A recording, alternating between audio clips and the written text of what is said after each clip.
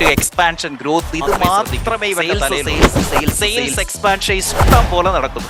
എന്നും ഹയറിംഗ് നടത്തിക്കൊണ്ടേയിരിക്കുന്നു. പുതിയ പുതിയ പുതിയ ബ്രാഞ്ചുകൾ തുറന്നുകൊണ്ടേയിരിക്കുന്നു. ഡിഫെൻഡ് ചെയ്യുന്നവർ അല്ലെ മിഡ്ഫീൽഡ് എന്നൊക്കെ പറയുന്ന പോലെ പുതിയ പുതിയ മാർക്കറ്റിലേക്ക് പോയിക്കൊണ്ടിരിക്കുന്നു. ഉണ്ടാകാം. ബട്ട് ഇത് ഒരു ഡിഫറൻസ് സ്കില്ലാണ്. പലപ്പോഴും മിക്ക ബിസിനസ്സുകാരും അവർ വരുന്നത് ഒരു സെയിൽസ് ബാക്ക്ഗ്രൗണ്ടിൽ നിന്ന് വരുന്നവരാണ്. നമ്മൾ എന്തെങ്കിലും ഒരു കാര്യത്തിൽ നമ്മൾ ഈ സെയിൽസിൽ നിന്നിട്ട് ആണ് പതുക്കെ ബിസിനസ് ഓണറായിട്ട് മാറുന്നത്. അതുകൊണ്ട് തന്നെ നമ്മൾ എപ്പോഴും ഒരു ഒഫൻസ് ലീഡർ ആയിരിക്കും, അല്ലെങ്കിൽ ഒഫൻസ് ആയിരിക്കും നമ്മളുടെ ഉള്ളിൽ കിടക്കുന്ന സ്കിൽ എന്ന് പറഞ്ഞു. ഒഫൻസ് എന്താണ്? അറ്റാക്ക് ചെയ്യുക, കൂടുതൽ സെയിൽസ് എടുക്കുക, ഗ്രോത്ത് കൊണ്ടുവരിക, കൂടുതൽ ബ്രാഞ്ച് കൊണ്ടുവരിക, കൂടുതൽ മാർക്കറ്റ് ഷെയർ, കൂടുതൽ എക്സ്പാൻഷൻ, കൂടുതൽ വിസിബിലിറ്റി, കൂടുതൽ റവന്യൂ. അങ്ങനെ സെയിൽസ് അല്ലെങ്കിൽ റവന്യൂ എന്നതിന്റെ പിന്നാലെ ഓടുന്നതാണ് ഒരു ലീഡർ.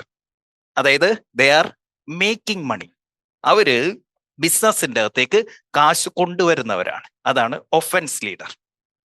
രണ്ടാമത്തെ ഒരു ലീഡർ ഉണ്ട്, അതാണ് ഡിഫൻസ്. ഇപ്പൊ നമ്മളൊരു ഫുട്ബോൾ മാച്ച് കളിക്കുകയാണ്. ആ മാച്ചിന്റെ അകത്ത് ഹാഫ് ടൈം ആയപ്പോ നമ്മുടെ ടീം 3-0 മുന്നിൽ നിൽക്കുകയാണ്. അടുത്ത സെക്കൻഡ് ഹാഫിൽ നമ്മുടെ ജോലി എന്താണ്? നമ്മൾ ശ്രദ്ധിക്കേണ്ടത് എന്താണ്? You have to defend your score. ഇനി എന്ത് ചെയ്യുക? ഗോൾ അടിക്കുന്നതിനേക്കാൾ ഇമ്പോർട്ടന്റ് ഇനി ഇവിടെ വന്നാലും ഗോൾ അടിക്കാതെ നോക്കുക എന്നുള്ളതാണ്. അതുകൊണ്ട് എന്ത് ചെയ്യും? സെക്കൻഡ് ഇതിലെത്തുമ്പോഴത്തേന് ഫോർവേഡിനെ മാറ്റിയിട്ട് കൂടുതൽ ഡിഫൻഡേഴ്സിനെ കോച്ച് ഇറക്കി വിടും. കാരണം എന്താ? ഇനി you have to protect your score എന്ന് പറയുന്ന പോലെ ബിസിനസ്സിൽ ഒരു സൈഡിൽ കൂടി സെയിൽസ് ഒക്കെ വന്ന് കാശ് വരുന്നുണ്ട് എങ്കിൽ അവിടെ രണ്ടാമത്തെ ഒരു ജോലി നമ്മൾക്ക് കിടപ്പുണ്ട്, അതാണ് പ്രൊട്ടക്ട്. ആ കിട്ടുന്ന പൈസയെ സംരക്ഷിക്കാൻ നമുക്ക് സാധിക്കണം. അപ്പോ ടോപ്പ് ലൈനിൽ എന്താ നടക്കുന്നത്? ഒഫൻസ് ആണ്, കൂടുതൽ വരുമാനം കൊണ്ടുവരുന്നു. ബോട്ടം ലൈനിൽ എന്ത് നടക്കണം? നമുക്കൊരു ലീഡർ ഉണ്ടായിരിക്കണം. ഇതൊരു ഫിനാൻസ് മാനേജർ ആകാം, ഇത് നമ്മളുടെ ഒരു അക്കൗണ്ടന്റ് ആകാം. ബട്ട് ഇത് ഒരു ഡിഫറൻറ്റ് സ്കില്ലാണ്. പലപ്പോഴും ഇത് രണ്ടും ഒരാൾക്ക് കിട്ടത്തില്ല. കാരണം എപ്പോഴും നമ്മളുടെ ഉള്ളിൽ ഏതെങ്കിലും ഒരു സ്കില്ലായിരിക്കും അപ്പർ ഹാൻഡ് ആയിട്ട് നിൽക്കുന്നത്. ഇപ്പൊ നമുക്ക് ഒഫൻസ് കൂടുതലുള്ള ഒരു സ്ഥാപനത്തിൽ അവിടുത്തെ വരുമാനം കൂടുതലായിരിക്കും, പക്ഷെ പ്രോഫിറ്റ് കുറവായിരിക്കും. ഡിഫൻസ് കൂടുതലുള്ളിടത്ത് സെയിൽസ് കുറവായിരിക്കും, പക്ഷെ നടക്കുന്നതിൻ്റെ അകത്ത് മാക്സിമം പ്രോഫിറ്റ് അവരെടുക്കും. പക്ഷെ നമുക്ക് വേണ്ടത് ഇത് രണ്ടും ഒരുപോലെ നടക്കണം. കാരണം offence will make money, defence will keep money. ഇത് രണ്ടുകൂടെ ചേരുമ്പോഴാണ് നമുക്ക് വെൽത്ത് ക്രിയേറ്റ് ചെയ്യാൻ പറ്റുന്നത്. ഒഫൻസും വേണം, ഡിഫൻസും വേണം. വിച്ച് മീൻസ് റവന്യൂവും കൊണ്ടുവരണം. ആ വരുന്നതിൻ്റെ അകത്തുനിന്ന് പ്രോഫിറ്റ് എടുത്ത് അത് നമ്മളുടെ വളർച്ചയ്ക്കും നമുക്ക് സമ്പാദിക്കാനും അതിൽ നിന്ന് സാധിക്കണം. ഇല്ലെങ്കിൽ എന്ത് സംഭവിക്കും? ഒഫൻസ് മാത്രം. മാർക്കറ്റിംഗ് ക്യാമ്പയിനുകൾ ഇഷ്ടം പോലെ നടക്കുന്നു, സെയിൽസ് എക്സ്പാൻഷൻ ഇഷ്ടം പോലെ നടക്കുന്നു, എന്നും ഹയറിംഗ് നടത്തിക്കൊണ്ടേയിരിക്കുന്നു, പുതിയ പുതിയ പുതിയ ബ്രാഞ്ചുകൾ തുറന്നുകൊണ്ടേയിരിക്കുന്നു, നമ്മൾ പുതിയ പുതിയ മാർക്കറ്റിലേക്ക് പോയിക്കൊണ്ടിരിക്കുന്നു, ആഡ് സ്പെൻഡ് കൂട്ടിക്കൊണ്ടിരിക്കുന്നു, പുതിയ പുതിയ പ്രൊഡക്റ്റുകൾ ആഡ് ചെയ്യുന്നു, ബ്രാൻഡിങ് വലുതാക്കുന്നു, പൊസിഷനിങ് വലുതാക്കുന്നു. ഇതെല്ലാം ഒഫൻസ് ലീഡർ ചെയ്യുന്ന കാര്യമാണ്. അതേസമയം ഡിഫൻസ് ലീഡർ എന്താണ് ചെയ്യുന്നത്? അനാവശ്യമായ ചെലവുകൾ കട്ട് ചെയ്യുന്നു, cost cutting, cash flow management correct ചെയ്യുന്നു, കളക്ഷനിൽ കൂടുതൽ ശ്രദ്ധിക്കുന്നു, മാർജിൻ പ്രോഫിറ്റ് കൂടുതലുണ്ട് എന്നുള്ളത് ഉറപ്പുവരുത്തുന്നു, റിസ്ക് മാനേജ്മെന്റ് കറക്റ്റ് ആക്കുന്നു, ആവശ്യമില്ലാത്ത എക്സ്പെൻസുകൾ റെഡ്യൂസ് ചെയ്യുന്നു, കൃത്യമായ രീതിയിൽ പ്ലാൻ ചെയ്ത് ബിസിനസ് ചെയ്യുന്നു. ഇതാരാണ് ചെയ്യുന്നത്? Defence leader. അപ്പോൾ ഒഫൻസ് മാത്രമേ ഉള്ളൂ എങ്കിൽ അവിടെ വരുമാനം കാണും, പക്ഷെ ഒന്നും മെച്ചം കാണത്തില്ല. നമുക്ക് എന്താ വേണ്ടത്? We need both offence plus defence. ഇത് രണ്ടും കൂടെ നമുക്ക് ചേരണം. ഇല്ലെങ്കിൽ സെയിൽ എടുത്തെടുത്തങ്ങ് പോവും, പലപ്പോഴും മെച്ചമൊന്നും കാണത്തില്ല. So top line and bottom line. ഈ വീക്ക് ബിസിനസ്സുകളുടെ, ഇപ്പോ സ്ട്രഗിൾ ചെയ്യുന്ന ബിസിനസ്സുകളുടെ പ്രശ്നം എവിടാന്ന് ചോദിച്ചു കഴിഞ്ഞാൽ, നല്ല സമയത്ത് ഇവരെന്ത് മാത്രമേ ശ്രദ്ധിക്കൂ? ഒഫൻസ് മാത്രമേ ശ്രദ്ധിക്കൂ. സെയിൽസ് സെയിൽസ് സെയിൽസ് സെയിൽസ്, വരുമാനം കൂട്ടുക, പുതിയ പ്രൊഡക്റ്റ്, എക്സ്പാൻഷൻ, ഗ്രോത്ത്, ഇത് മാത്രമേ ഇവന്റെ തലയിലുള്ളൂ. പക്ഷെ ഈ പറഞ്ഞ കൂട്ട് ഒരു ബാഡ് ടൈം വരുന്ന സമയത്ത്, ഒരു പഞ്ഞമാസം വരുന്ന സമയത്ത് അവർക്ക് പാനിക്കായിട്ട് ഡിഫൻസിലേക്ക് ശ്രദ്ധിക്കേണ്ടി വരും.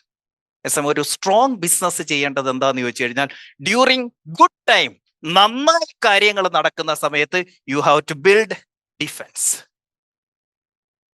നന്നായി ബിസിനസ് പോകുന്ന സമയത്ത് you have to build defence. Struggle ചെയ്യുന്ന സമയത്ത് എക്സിക്യൂട്ട് സ്മാർട്ട് ഒഫൻസ്. സ്മാർട്ടായിട്ടുള്ള ഒഫൻസുകൾ അല്ലെങ്കിൽ സെയിൽസ് റവന്യൂ കൊണ്ടുവരാനായിട്ട് നമ്മൾ ശ്രമിക്കണം. യുദ്ധം വന്നതിന് ശേഷം ഇത് ഏതൊക്കെ മേഖലകളെയാണ് ബാധിച്ചിരിക്കുന്നത്? ഒന്ന്, ഏറ്റവും കൂടുതൽ ബാധിച്ചിരിക്കുന്നത് നമ്മുടെ ഷിപ്മെന്റിലാണ്. ഈ ഷിപ്പിംഗ് ആൻഡ് ലോജിസ്റ്റിക്സിനെ ഇത് ഭയങ്കരമായിട്ട് ബാധിച്ചിട്ടുണ്ട്. കാരണം ഇവിടെ ഈ ഹോർമൂസ് കടലിടുക്ക്, അത് നിങ്ങൾ കേട്ടിട്ടുണ്ടായിരിക്കും. ആ ഒരു സ്പേസിൽ കൂടിയാണ് ഈ പറയുന്ന ലോകത്തിന്റെ പല ഭാഗങ്ങളിലേക്കും എണ്ണയും അതുപോലെ തന്നെ ചൈനയിൽ നിന്നും യൂറോപ്പിൽ നിന്നും ആഫ്രിക്കയിൽ നിന്നുമൊക്കെ ഇങ്ങോട്ടേക്കും അങ്ങോട്ടേക്കും ഒക്കെ ഭയങ്കര ട്രേഡിങ് നടന്നുകൊണ്ടിരുന്നത്. പക്ഷെ അവിടെ ഇപ്പൊ സംഭവിച്ചിരിക്കുന്നത്, ഈ ഒരു പ്രതിസന്ധി വന്നപ്പോഴത്തേക്കിന് അതുവഴിയുള്ള കപ്പൽ ചരക്ക് ഗതാഗതം നടക്കുന്നുണ്ട്. പക്ഷേ ഇതൊരു ഹൈ റിസ്ക് ഏരിയ ആയിട്ട് മാറിയിരിക്കുകയാണ്. ഈ പറഞ്ഞ ഹോർമസ് ഏരിയയും അതുപോലെ തന്നെ എൻറ്റയർ മിഡിൽ ഈസ്റ്റും. എൻറ്റയർ മിഡിൽ ഈസ്റ്റ് ഇപ്പോൾ ഒരു ഹൈലി ഒരു എപ്പോ വേണമെങ്കിലും എന്ത് സംഭവിക്കാം എന്നൊരു സിറ്റുവേഷനിലായിട്ടാണ് ഇതിനെ ഇൻഷുറൻസ് കമ്പനികൾ കണ്ടിരിക്കുന്നത്. ഇൻഷുറൻസ് കമ്പനികൾ. അതുകൊണ്ട് തന്നെ ഈ പോകുന്ന ഓരോ കപ്പലിനും, ഈ പോകുന്ന ഓരോ എയർലൈൻസിനും അവര് നേരത്തെ ചാർജ് ചെയ്തതിനേക്കാൾ എത്രയോ മടങ്ങാണ് ഇപ്പോ ഇൻഷുറൻസ് ചാർജ് ചെയ്യുന്നത് എന്നറിയോ? ഇത് ആ കപ്പലിൽ കൊണ്ടുവരുന്ന അല്ലെങ്കിൽ ആ ഫ്ലൈറ്റിൽ വരുന്ന ഓരോ സാധനത്തിനും അത്രയും വില കൂടുകയാണ്. ഇനി ഇത് നേരിട്ട് ആ റൂട്ടിലല്ല വന്നുകൊണ്ടിരിക്കുന്നത്. പലപ്പോഴും ഇത് പല റൂട്ടിൽ സഞ്ചരിച്ചിട്ടാണ് ഈ വന്നുകൊണ്ടിരിക്കുന്നത്. അത് ഫ്ലൈറ്റ് ആയിക്കോട്ടെ, ഷിപ്പ് ആയിക്കോട്ടെ. ആ റൂട്ട് മാറി സഞ്ചരിക്കുന്ന സമയത്ത് അതിനുണ്ടാകുന്ന എക്സ്പെൻസ്, അതിന്റെ മെയിൻ്റനൻസ്, ഈവൻ അതിന് ഒരു എയർ ഹോസ്റ്റസിന്റെ അല്ലെങ്കിൽ പൈലറ്റിന്റെ ടൈം, അവർ വർക്ക് ചെയ്യുന്ന സമയം കൂടുകയാണ്, ഇതിന്റെ റൂട്ട് കൂടുകയാണ്. അതുകൊണ്ട് തന്നെ ഇതിന്റെ എല്ലാം ചാർജ് നമുക്കൊന്നും ഊഹിക്കാൻ പറ്റാത്ത, പ്രതീക്ഷിക്കാൻ പറ്റാത്ത അത്രയും ആയിക്കൊണ്ടിരിക്കുക. കാരണം ലോങ്ങർ റൂട്ട് ആകുമ്പോഴത്തേക്കിന് ഓട്ടോമാറ്റിക്കലി കോസ്റ്റ് കൂടും, ഫ്യൂവലിന്റെ കോസ്റ്റ് കൂടും, ഈ ക്രൂവിന്റെ മണിക്കൂറുകൾ അവർ വർക്ക് ചെയ്യുന്ന അവേഴ്സ് കൂടും. ഇനി ഓരോ ഫ്ലൈറ്റ് ഡിലേ ആകുമ്പോൾ അല്ലെങ്കിൽ ക്യാൻസൽ ചെയ്യപ്പെടുമ്പോൾ ഇതിന്റെ പാർക്കിംഗ് ഫീസ് കൂടും. ഇനി ഈ ഷിപ്പുകളും എയർലൈൻസുകളും പലതും ലീസ് ഔട്ട് ചെയ്തിരിക്കുന്നത്, നേരിട്ട് കമ്പനിയുടേതല്ല, ലീസിനെടുത്ത് ഓപ്പറേറ്റ് ചെയ്യുന്ന, ഈവൻ ഇത് പാർക്ക് ചെയ്തിരിക്കുന്ന സമയത്ത് പോലും ലീസ് കൊടുത്തോണ്ടിരിക്കണം. ഇതൊക്കെ പിന്നീടുള്ള ഷിപ്മെന്റിൽ, പിന്നീടുള്ള കാര്യങ്ങളിലാണ് ആഡ് ഓൺ ചെയ്യുന്നത്.